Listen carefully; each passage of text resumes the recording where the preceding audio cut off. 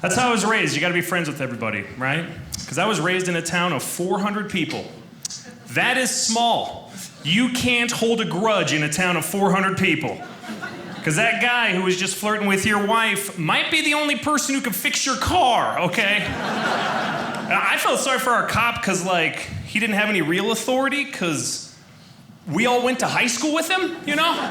He'd show up at parties like, settle down. Settle down. We're like, what are you gonna do, Jerry? You couldn't even wrestle varsity in high school. Are you gonna come around here with your little badge and tell me to put out my tire fire? I don't think so, man. Jethro over there is definitely not gonna stop lighting off his homemade fireworks, dude. Get out of here. So I grew up in a small town with a sister who has Down syndrome, and we would just make each other laugh all the time. Every single night, my dad would come to me, and I would get in trouble for making her laugh. He'd be like, don't sneak in there, she needs her sleep. She's got Down syndrome. His spittle would hit me in the face. I'm like, all right, psycho. And then he would go to bed and start snoring like the bones in his face were breaking. Do you know those people? Just like,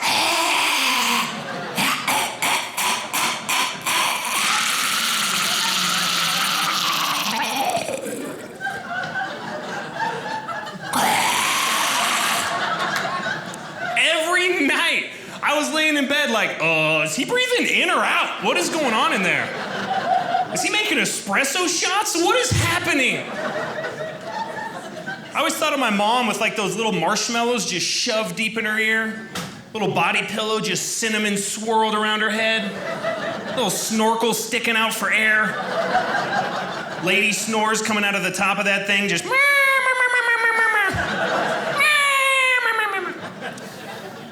So once I heard that like cacophony of sounds, I'd sneak into my sister's room, do like an 11-year-old version of stand-up comedy.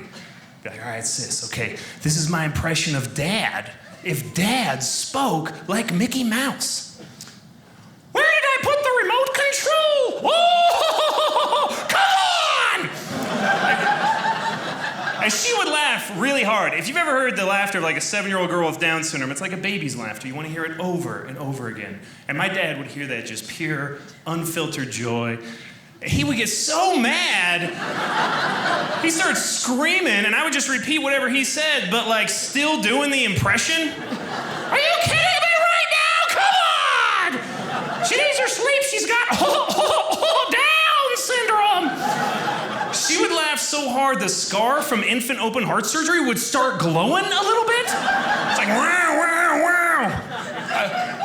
I'd see that scar start to glow, and I'm like, oh man, I am crushing this show right now. Look at that scar glow, man.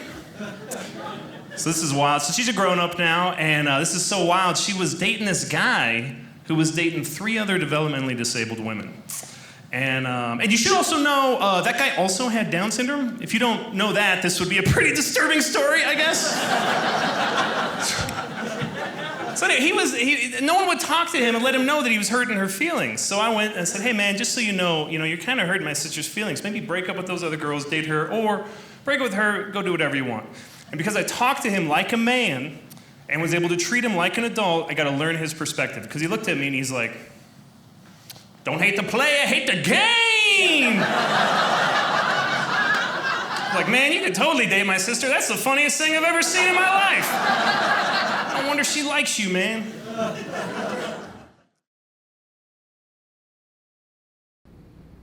Did you know Dry Bar Comedy has their very own app? Download it now to watch my whole special.